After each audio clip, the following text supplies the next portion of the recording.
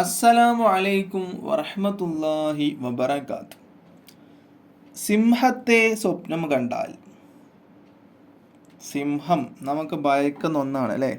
എങ്കിലും അതിനൊരു കൗതുകത്തോടെയാണ് നമ്മളൊക്കെ കാണാറ്. നമ്മൾ ഈ സൂവിലൊക്കെ പോയാൽ, മൈസൂർ, ചെന്നൈ അവിടെയൊക്കെ സൂ ഉണ്ടല്ലോ, സൂവിലൊക്കെ പോയാൽ നമ്മൾ സിംഹത്തെ കാണും. അപ്പോൾ അതൊക്കെ കൗതുകത്തോടെ അല്ലേ, അത് രസമാണ് കാണാനൊക്കെ.